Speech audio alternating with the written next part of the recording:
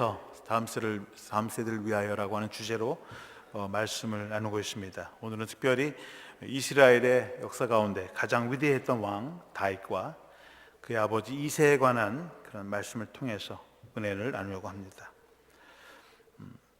옛날 고사성어에 부전자전이라고 하는 말이 있습니다. 그 아버지의 그 아들이다. 아버지와 아들이 똑 닮았다라고 하는 뜻입니다. 부모를 통해서, 우리가 DNA 유전자를 통해서 우리의 어떤 생김새 모양이 많이 담기도 하고요. 또 성품도 담기도 하고 삶이나 행동 방식도 많이 담은 것을 봅니다. 잠자는 모습을 보면은 아버지와 아들이 닮은 것을 보게 됩니다. 한 번은 우리 큰아이가 한 살 때인가요? 한 2살 됐는데 제가 그때 학교에서 공부하고 있는데 점심에 낮에 와서 낮잠을 자는 거예요. 침대에서 낮잠을 자는데 그 낮잠 자는 모습을 사진을 찍어서 저에게 보여줬습니다. 근데 저만 찍은 게 아니라 그 옆에서 우리 한두 살 된 아이도 같이 옆에서 잠을 자는데 잠자는 모습이 똑같아요. 혹시 그 사진이 나와요? 안 나와요? 제 사진 말고 다른 사진. 제가 한번 인터넷에서 찾아봤어요. 그런가 그랬더니 인터넷에서 보니까 저는 잠을 잘 때 지금도 옆으로 이렇게 모로 잡니다. 그러니까 아이도 모로 자요. 똑같이. 그럼 가르쳐 준 게 아니죠. 본능적으로 아이가 자는데 잠자는 모습이 저와 저희 아이가 꼭 닮았어요. 인터넷에서 보니까 어떤 사람은 발을 이렇게 올려놓고 자요. 이렇게. 그러니까 아이도 그 옆에서 발을 올려놓고 자고요. 어떤 사람은 그냥 큰 대자로 쫙 뻗어서 자는데 아이도 큰 대자로 이렇게 잡니다. 침대에서. 그 사진들을 아주 수없이 올려놨습니다.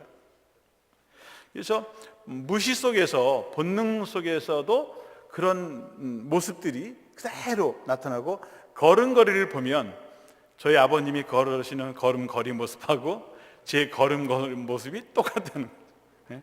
팔자걸음을, 팔자걸음. 그 바꿀 수가 없어요.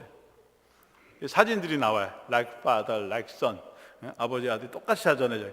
저게 뭐 의도적으로 뭐 말투를 맞춰놓고 아버지가 흉내내는 게 아니라 분명히 엄마가 찍었을 거예요. 저 사진을. 팔비기하고 자죠. 또 인터넷에 보니까 김정은이 최근에 핵을 계속해서 만들고 있지 않습니까? 핵을 개발하고 전쟁 준비를 하는데 아버지 김정일하고 똑같잖아요. 거예요. 여전히 핵 개발하고 전쟁 준비에 혈안이 되어 있다. 할아버지 김일성도 마찬가지. 전쟁 준비에 하고 그때부터 핵을 개발하고 지금도 전쟁 준비에 혈안이 되고 있다. 그 아버지의 그 아들이다라고 하는 것입니다. 아들이 특별히 아버지를 많이 닮는다고 하는 것입니다. 몇 년 전에 중국의 나병 환자촌에서 나병 환자들을 돌보면서 국가가 환자들, 나병, 불치병에 걸린 사람들을 돌보지 않으니까 김효석이라는 분이 선교사님이 가셔서 그 사람들을 이제 돌보는데 이분이 이제 뉴욕에 와서 한번 간증을 한 적이 있습니다. 이분이 북한에서 생긴 일을 이야기했습니다. 북한의 어느 마을에 몰래 예수를 믿는 가정이 있었습니다. 아침마다 가족들이 일어나서 무릎을 꿇고 하나님께 기도를 하며 하루를 시작했습니다. 근데 아들은 초등학교 다니면서 학교를 들어가기 시작하니까 공산주의 사상에 아주 깊이 물들어지게 되었습니다. 그러다 어느 날 이 아들이 학교 선생님에게 우리 아버지의 어머니가 매일 아침마다 기도를 한다. 그렇게 고발을 했습니다.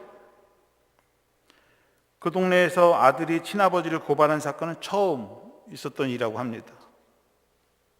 그래서 공산당은 이 소식을 듣고 아버지 어머니를 다 붙잡아서 감옥에 넣고, 그리고 온 마을 주민을 교육시킬 목적으로 공개 재판을 하기로 했습니다. 사형대를 만들었습니다. 그 앞에 아버지와 어머니를 꽁꽁 묶어놓고 무릎을 꿇지 앉혀놓고, 그리고 그 부모 앞에서 그 아이에게 고발장을 읽도록 하였습니다. 이 사람들은 우리 아버지 어머니입니다. 이들은 공산당을 배반하고 아침마다 미신 같은 신에게 기도한 배반자들입니다.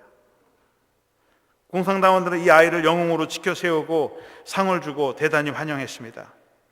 사람들도 그 아버지 어머니에게 돌을 던지고 침을 뱉었습니다. 그리고 아버지 어머니는 어디론가 끌려갔습니다. 그리고 다시는 영영 돌아오지 않았습니다. 이 아이는 영웅이 되었지만 한편으로는 고아가 되었습니다. 공산당은 이 아이가 공산 사상이 투철하다는 이유로 공부를 시키고 길렀습니다. 대학을 졸업했습니다. 결혼을 했습니다. 그리고 아들을 낳았습니다. 아들이 국민학교를 들어갔습니다. 그러나 어느 날 아들이 아버지와 밥을 먹는데 이 아버지가 싱긋이 웃는 그 아들을 보면서 소름 끼치는 전율을 느꼈습니다. 자기 아들의 모습에서 과거 사형당하신 그 아버지의 모습이 그대로 나타난 것입니다.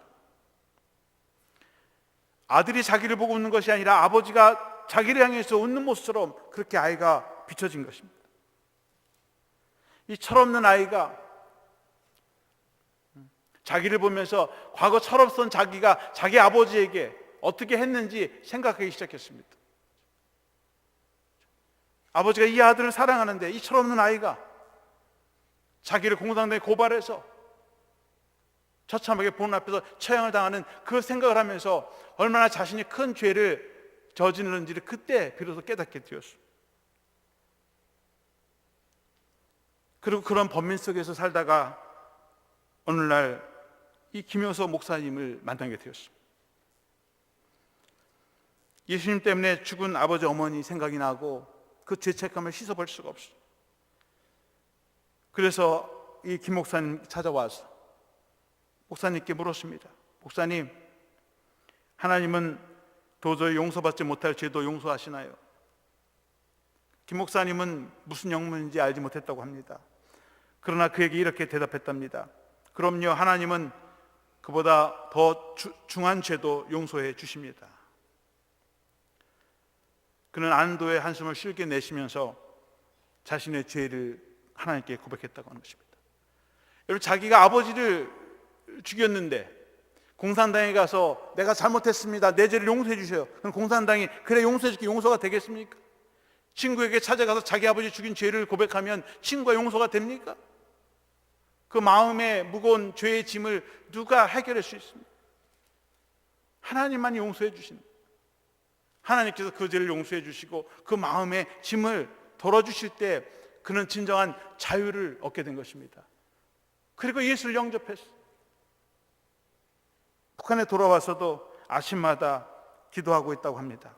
그런데 이번에는 아들이 알까봐 몰래 숨어서 자기 혼자 기도하면서 하나님을 믿었다고 하는 것입니다. 혹시라도 자기 아들이 자기를 닮아서 또다시 자기 아버지를 공산당에게 고발할 것이 두려웠던 것입니다. 여러분, 자녀들은 좋든 나쁘든 좋은 것이든 나쁜 것이든 아버지나 어머니를 닮으려고 하죠. 특히 철없는 철부지들은 다 따라합니다. 그것이 좋은지 나쁜지 철이 들어서야 그 행동이 좋은 것이 나쁜 것인지 알게 되는 것이죠. 부모들은 자녀들에게 좋은 것을 보여주고 가르쳐줄 필요가 있습니다. 오늘 본문에는 이새와 다윗, 아버지와 아들에 관한 이야기가 소개되고 있습니다. 사실 성경에서 다윗 왕에 대한 위대한 업적에 대해서는 정말 너무 사무엘상하를 통해서 정말 수없이 많은 이야기들이 들려지고 또 전달이 됩니다. 그런데 그의 아버지 이새에 대해서는 목회자들이나 우리 성도들이 별로 그렇게 언급하지 않습니다. 왜냐하면 이새라고 하는 인물이 특별한 훌륭한 일을 한 것도 아니고 나라에 공을 세운 것도 아니고 이스라엘 역사 속에서 큰 어떤 업적을 세운 일이 없기 때문에 그냥 다윗의 아버지 이새로서 그렇게 우리에게 기억이 되는 것입니다. 그런데 성경을 자세히 살펴보면 성경의 기자들은 이 이새에 대해서 아주 후하게 평가를 하고 있는 것을 보게 됩니다. 다윗의 이름을 언급할 때는 늘 그 앞에 이새의 아들 다윗이라고 그렇게 함께 붙여집니다. 역대상 29장 26절에 보면 이새의 아들 다윗이 온 이스라엘의 왕이 되어, 역대기 상하는 이스라엘 역대 왕들의 역사를 기록한 역사서입니다. 그러니까 이스라엘의 왕의 족보예요.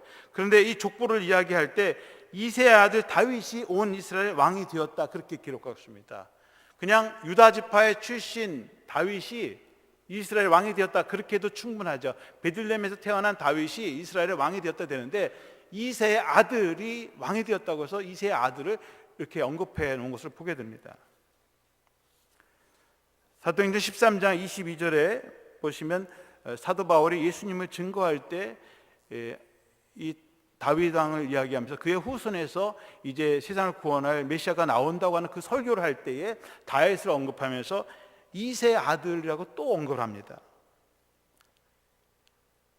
사울을 패하시고 다윗을 왕으로 세우시고 증언하여 이르시되 내가 이세 아들 다윗을 만나니 내 마음에 맞는 사람이라 내 뜻을 이루려 하시더니, 그러니까 하나님께서 다윗 왕을 왕으로 세우실 때 내가 이세 아들 다윗을 만났다. 그러니까 내가 다윗을 만났다가 아니라 이세 아들 다윗을 만났고 내 마음에 맞는 사람이다. 그 사람을 택해서 내가 왕으로 세웠다라고 그렇게 사도 바울이 고백하는 것을 보면 사도 바울도 다윗과 함께 이세를 얼마나 훌륭하게 하나님께서 여기셨는지 우리가 잘 알 수 있는 대목이라고 하는 것입니다.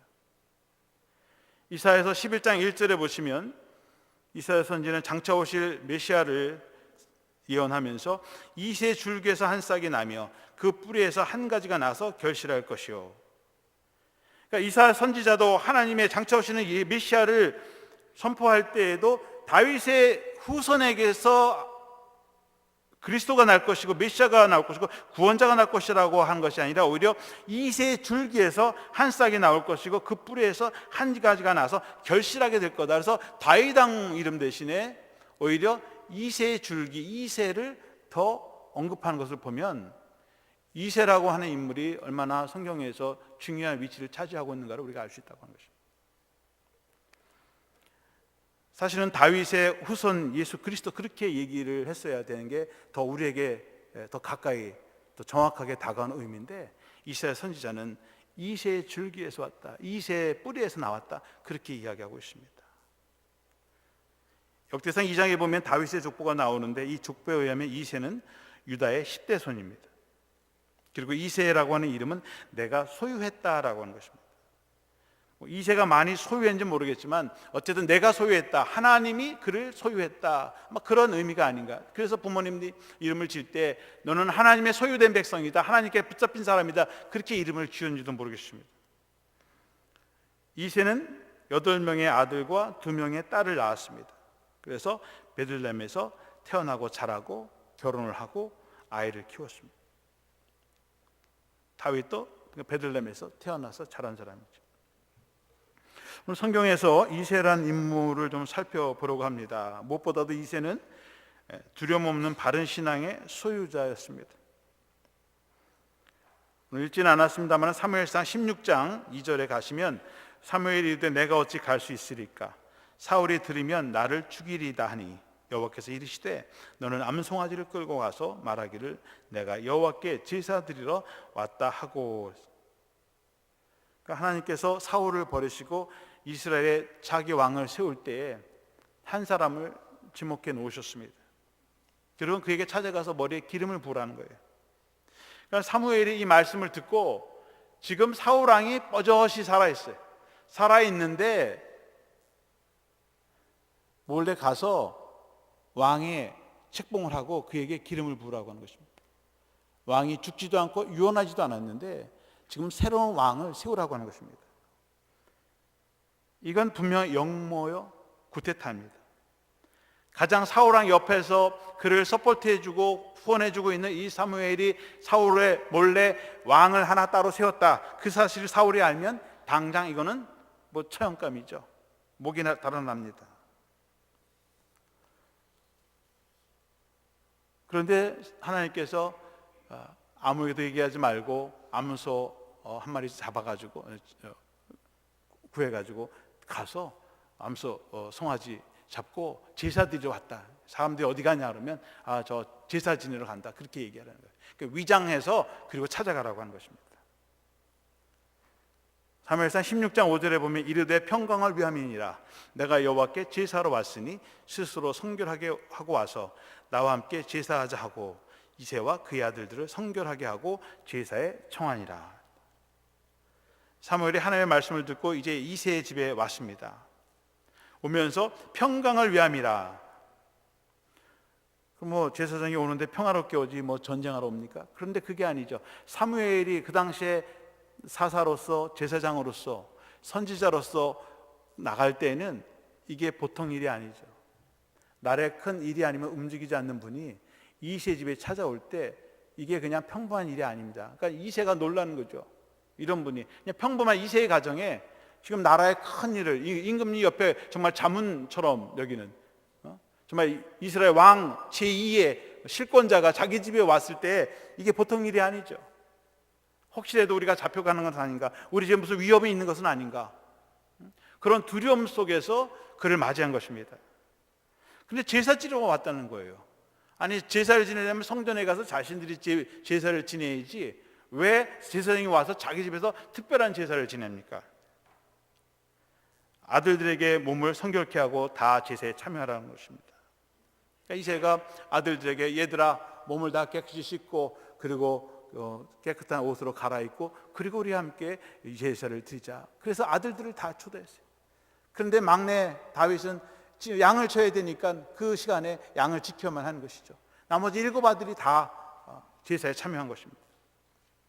그런데 제사를 지낼 때에 물론 쉽게 얘들아 제사 지내자, 몸 성결케 하자 그러면 아들들도 아유 저 바쁩니다, 저 친구 만나러 가야 돼, 할 일도 많아요, 그리고 바깥 일로 다 돌아갈 수도 있는데 이 아들들이 다 제사에 참여한 것을 보면 이새가 정말 하나님 앞에 얼마나 성결하게 늘 하나님과 가까이 예배드리는 사람이었느냐를 알 수 있었고, 그 아들들에게 하나님께 제사가 얼마나 중요한지를 잘 가르치는 신앙의 사람이었다고 하는 것을 우리가 엿볼 수 있다고 하는 것입니다.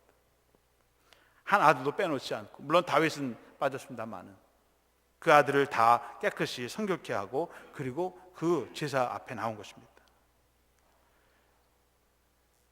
16장 11절에 가시면 또 사무엘이 이새에게 이르되 네 아들들이 다 여기 있느냐? 이새가 이르되 아직 막내가 남았는데 그는 양을 지키나이다. 사무엘이 이새에게 이르되 사람을 보내어 그를 데려오라. 그가 여기 오기까지는 우리가 식사 자리에 앉지 아니하겠노라.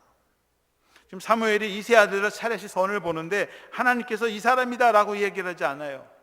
그 7의 아들명이 다 지나갔는데도 없는 거예요. 분명히 이 집에 있다고 했는데, 그러니까 사무엘이 이새에게 묻습니다. 혹시 이 아들 말고 다른 아들이 있습니까? 있습니다. 근데 지금 막내는 밖에서 양을 치고 있습니다. 사무엘이 그럼 가서 그 아들을 데려오시오. 양을 치다마는 다윗이 사무엘에게 왔습니다. 그래서 기름병을 취하고 그리고 다윗에게 기름을 붓습니다. 근데 옛날에는 이 기름을 붓는다고 하는 것이 아무나한테 기름 붓는 게 아니죠. 대제사장이 기름 부을 때는 제사장이 될 때 기름을 부으거나 한나라의 임금이 왕이 될 때 기름을 붓는 거예요. 그냥 붓는 게 아닙니다. 그러니까 다윗이 나시른으로서 제사장이 되기 위해서 기름 붓는 건 아니고, 그렇다면 그 기름 부음의 목적은 무엇인지 이새는 알았을 것입니다. 제사를 드린다고 하는데 제사는 드리지 않아요. 제사를 드렸다는 얘기가 없습니다. 몸을 단장히 여기고, 그런데 하나둘 살피면서 오히려 사무엘이 하나님을 위해서 희생제물을 찾는 것처럼, 흠없는 어린 양을 찾는 것처럼 아들들을 하나씩 살피는 거예요. 그리고 제일 어린 양 다윗을 취하는 것이고, 그 아들을 하나님께 제물로 바치는 제사, 산제사인 거죠. 양을 잡고 소를 잡은 게 아니라 그 아들을 취해서 드리는 희생제사로 드렸고, 이새는 자기 아들들을 내어줬다고 하는 것입니다. 왜냐하면 사울이 이 사실을 안다고 하면 자기나 이 아들들이나 그 어느 누구도 살아남을 수 없는, 목숨을 부지할 수 없는 그런 상황 속에서, 그런 삶의 위기 속에서 하나님의 뜻에 순종하고 이 일을 통해서 사울이 발각이 되고 자기와 자기 아들이 다 죽는다 하더라도 이것이 하나님의 뜻이라고 하면 그 하나님의 뜻과 섭리 가운데 자기를 복종하고 순종시키는 그런 의로운 믿음이 있었다고 하는 것입니다. 사람을 두려워하는 것이 아니고, 사울을 두려워하는 것이 아니고, 어떤 세상의 힘을 두려워하는 것이 아니라 하나님 앞에 그것이 뜻이라면 그 뜻이 이루어지기를 기다리면서 하나님의 뜻에 자신을 순종시켰다고 하는 것입니다. 그리고 기꺼이 어느 아들이든지 자기 아들을 하나님께 내어드렸다고 하는 것입니다. 자기 아들들을 사무엘에게 선보이면서 사울에게 큰 해를 당할 수 있었지만 두려워하지 않고 단 한 번도 질문을 하거나 이의를 제기하지도 않고 하나님에 순종하면서 마침내 기름 부음을 받은 다윗을 지켜보면서 기뻐했습니다.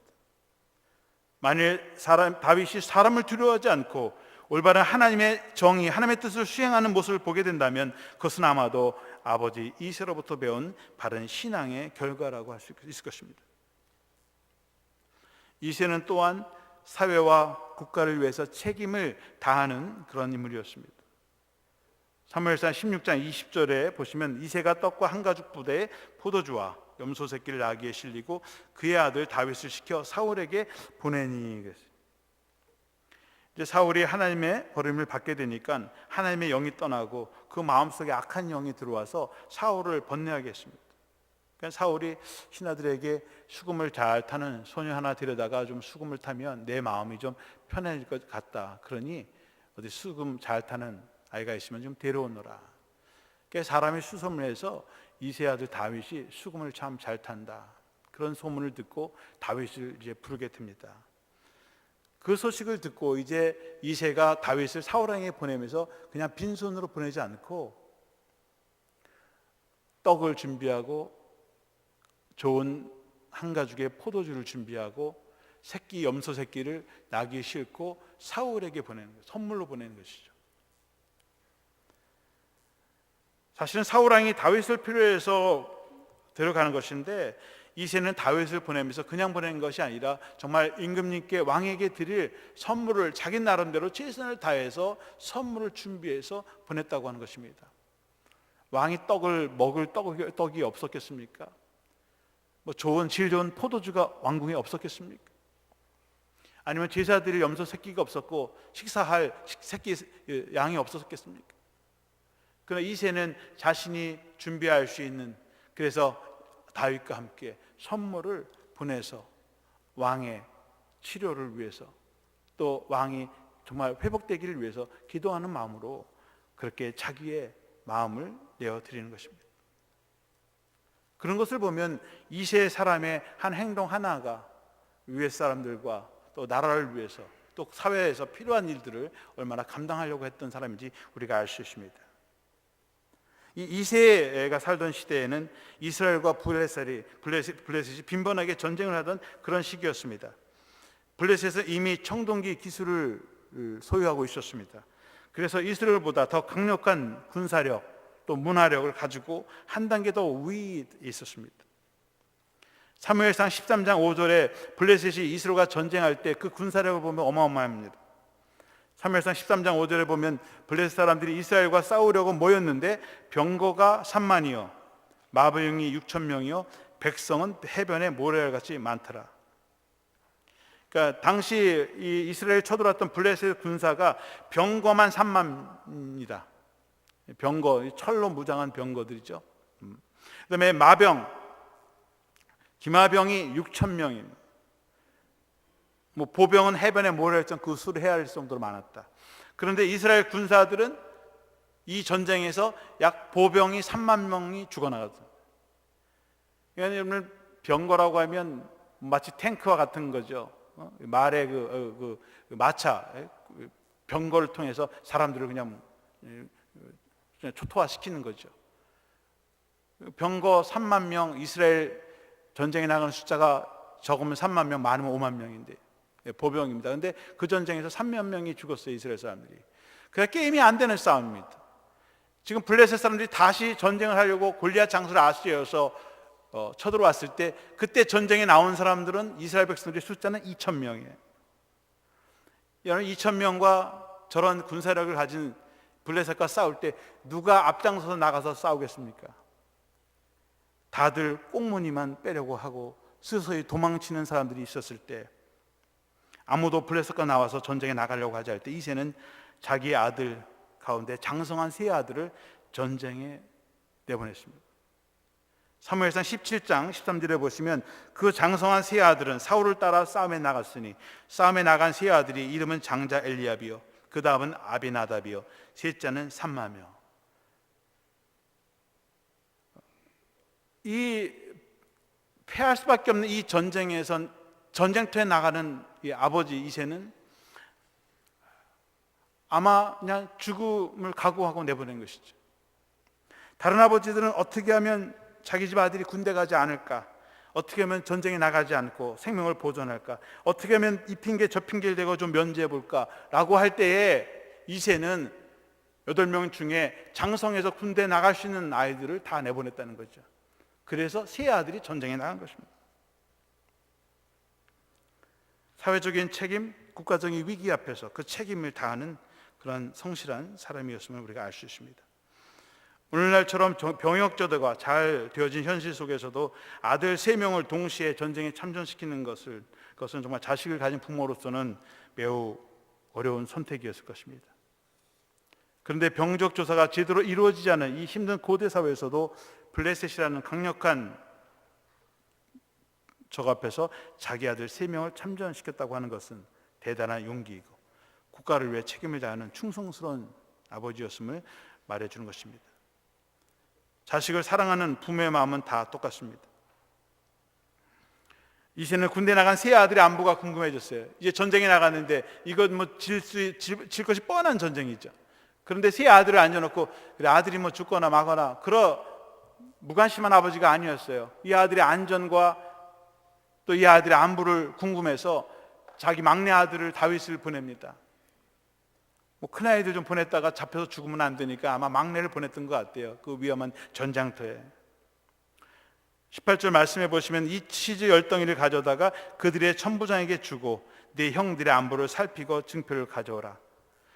자기 아들 전쟁터에 보낸 그 세 아들이 궁금하고 걱정하는 이 아버지가 막내 다윗에게 치즈 10덩이를 준비해 가지고서는 얘야 가가들랑 천부장님께 사령관님께 가서 형들이 잘 있는지 물어보고 증표 사인을 받아갖고 와라. 그래야 좀 안심이 되겠다. 그러니까 다윗이 아버지의 심부름 합니다. 보통 애들 같으면 얘가 커야 10살 12살 정도 소년인데 전쟁터에 나가면 아버지 내가 거기를 어떻게 가요? 거길 내가 어떻게 가다가 죽으면 어떻게? 근데 다윗이 갑니다. 아버지의 그 말씀을 듣고 가요. 가보니까 전쟁은 해야 되는데 보니까 전쟁은 하지 않고 지금 저쪽에서는 지금 싸우자고 아우성인데 이쪽에서는 지금 누구도 나가려고 하는 장수가 없어요. 누구도 싸우겠다 나간 사람이 없고 다 뒤에서 버버버벌 떠먹고 말이죠. 다 뒷걸음치만 치고 있는 것입니다. 아버지의 말씀대로 가서 형들의 안부를 묻고 와라. 안부만 묻고 얼른 오면 되는데 이 소년 다윗은 아버지보다 한 수를 더 뜹니다. 하룻강아지 법무순 줄 모르고 자신이 사울왕에게 나아가서 싸우겠다고 이야기를 합니다.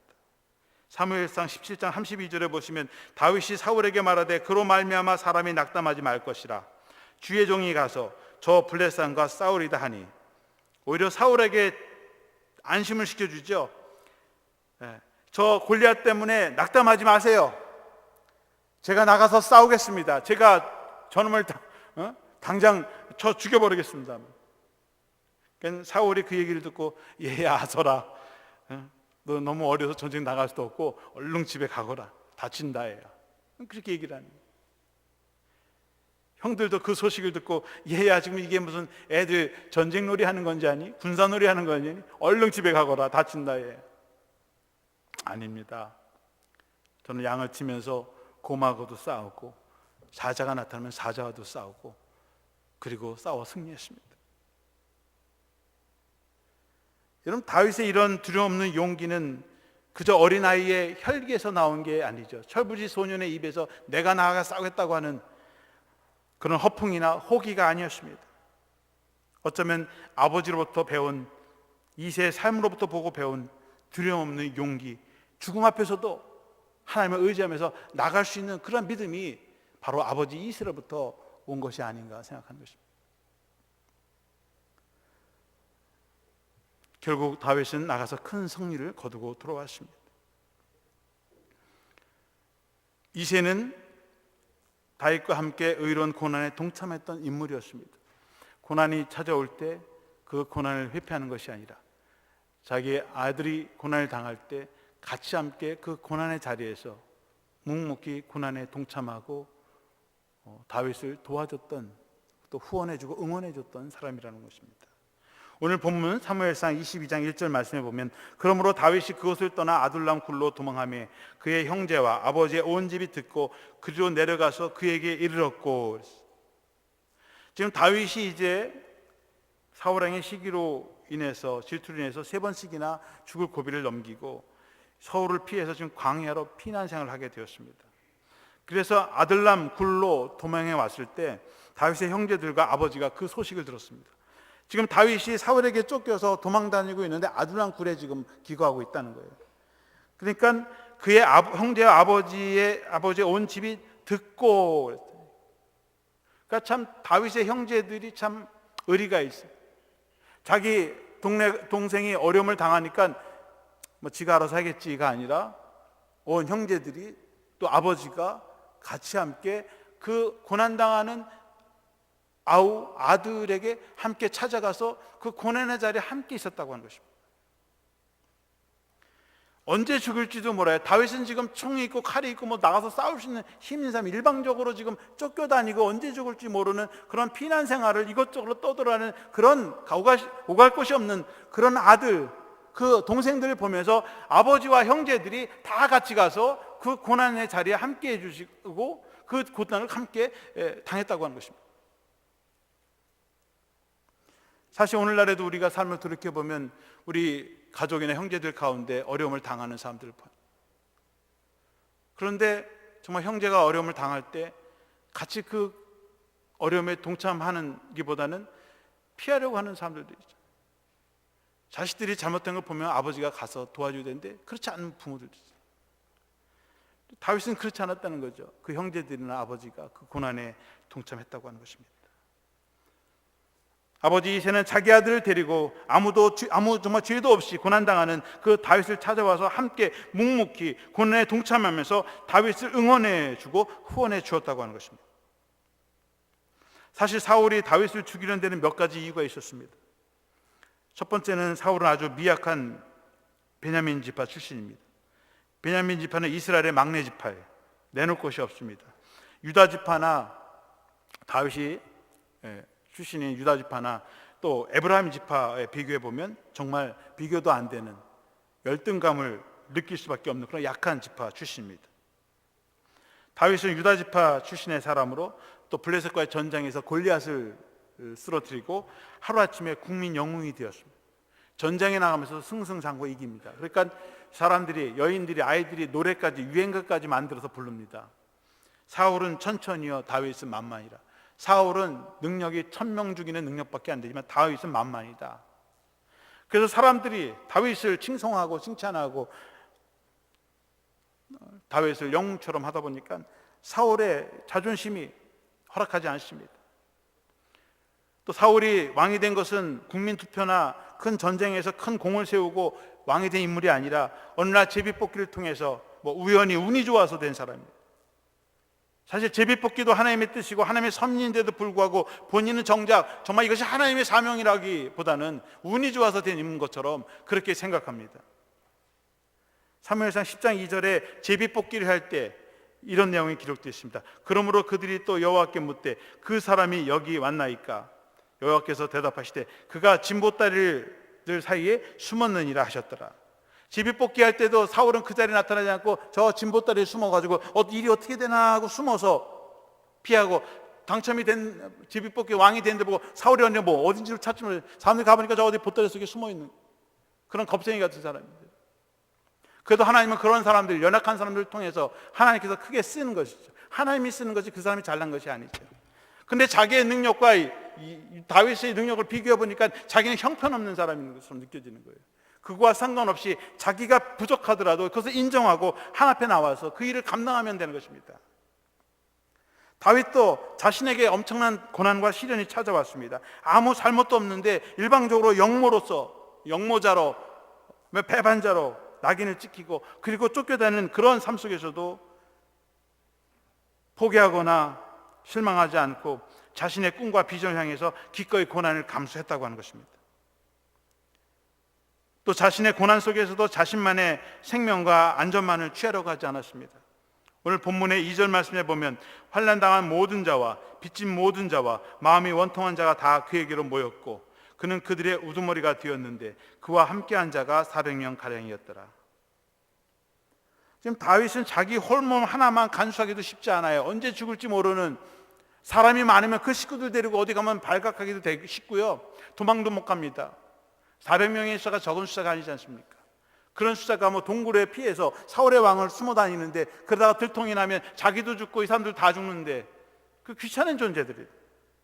근데 그 당시에 환난당한 모든 자, 세상을 잘못 만나 정치적으로 혹은 사회적으로 억압당한 사람, 오갈 거 없는 사람들이 다윗에게 다 찾아왔어. 빚진 자, 정말 고리대금업자에게 신용 불량자로는 낙인이 찍고 오갈 거 없는 사람들이 다윗이 있다는 소식을 듣고 혹시라도 그에게 가면 위로나 받을까, 그래서 그 사람들이 다 그에게 찾아왔어. 마음이 원통한 자, 정말 세상에서 원통한 분한 일 당하고 억울한 일 당하는 사람들이 오갈 것도 없으니까 다윗에게 모였을 때, 다윗이 그들을 뿌리치지 않고 그들을 다 거두고 그들의 우두머리가 되고 그들을 돌봤다고 하는 것입니다. 자신의 고난을 통해서 하나님께 불평하고 불만하고 다른 사람들에게 지탄하는 것이 아니라, 오히려 자신의 고난을 통해서 내 주위에 있는 고난당한 사람들을 보면서 그들을 끌어안고 그들의 우두머리가 되고 그들의 감독관이 되었다고 하는 것입니다. 그 옆에 그의 아버지 어머니가 있어요. 아버지가 볼 때 참 한심한 일이죠. 자기 몸 하나 간수하지 못하고 지금 고난당하고 도망다니고, 지금 아버지와 형제들까지 와가지고 형제가 자그마치 8명이, 그 식소들 챙기기도 힘든데 거기다가 또 세상에서 이 찌끄러기 같은 인생들, 아무 도움도 되지 않는 그런 존재들을 다 끌어안고 말이죠, 그들과 같이 함께 지낸다고 하는 거예요. 그런데 이 아버지 이새도 그것을 보면서도 나무라지 않습니다. 그들을 내어쫓지 않습니다. 자기 안전만을 도모하지 않습니다. 자기 아들이 사울왕에게 쫓겨서 언제 죽을지 모르는 그런 지경인데도 다윗과 자기를 찾아온 모든 사람들을 다 받아주는 것입니다. 400명가량을 먹고 돌보는 일이 그렇게 쉽지가 않습니다. 그들의 안전을 책임지는 일도 참 쉬운 일이 아니었습니다. 3절에 보시면 다윗이 거기서 모압 미스바로 가서 모압 왕이 이르되, 하나님이 나를 위하여 어떻게 하실지를 내가 알기까지 나의 부모가 나와서 당신들과 함께 있게 하기를 청하나이다. 그러니까 다윗이 아마 연로하신 부모님하고 도망치고 달아나고 해야 될 때, 위급상이 될 때 연로하신 부모님이 어떻게 할 수 없으니까 안 되겠다 싶으니까 자기 부모님을 모압 땅으로 이주를 시킨, 안전한 거죠. 모압 땅은 이세 할머니 룻의 고향이, 그러니까 할머니의 고향이죠. 그래서 그곳에 안전하게 자기 부모님을 모시는 거죠. 어떻게 보면 참 효성스러운 아들이에요.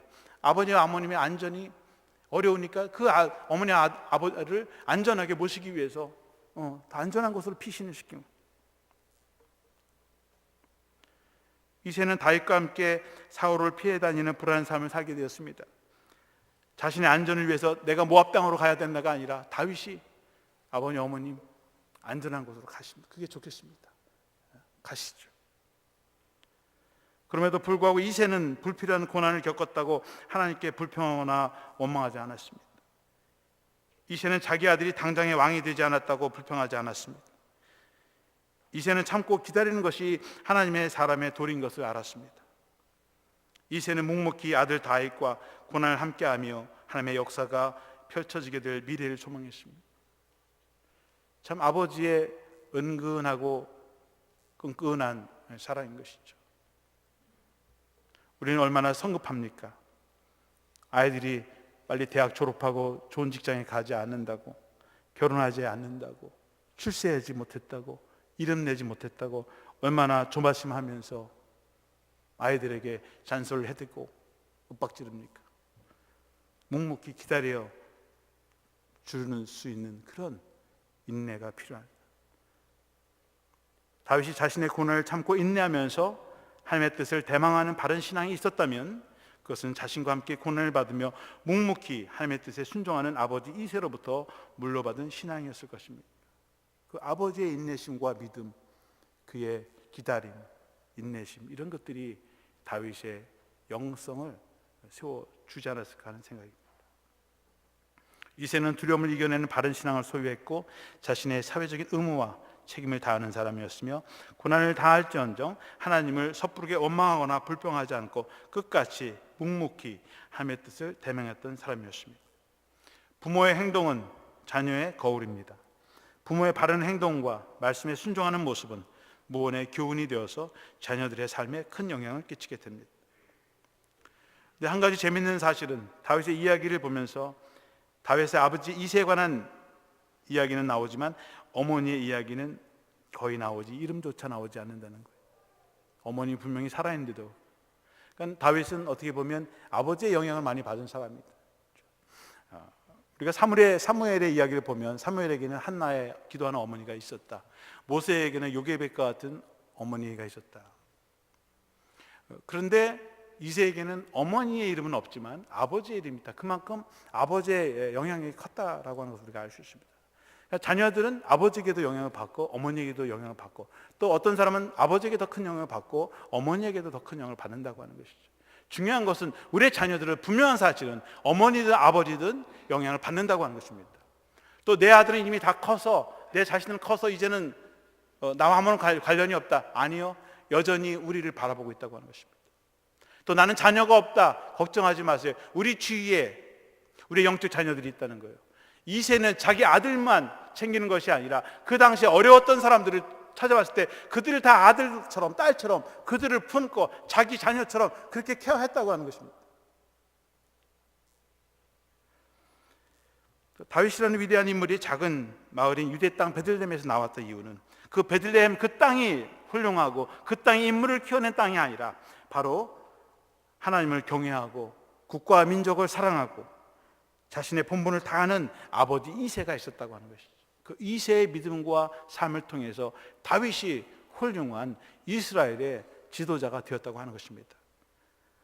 오늘 이 시대에 정말 필요로 하는 우리의 자녀들이 있다면 우리 미더슨 교회 우리 성도님들이 우리 자녀들을 바른 믿음과 신앙, 삶의 용기, 희망을 주면서 우리 자녀들이 사회 각계층에서 필요로 하고 정말 세상을 구원할 수 있는 그러한 인물들이 우리 재단을 통해서 나오시고 훌륭한 우리 부모님들이 되시기를 주님의 이름으로 축원합니다. 기도하겠습니다.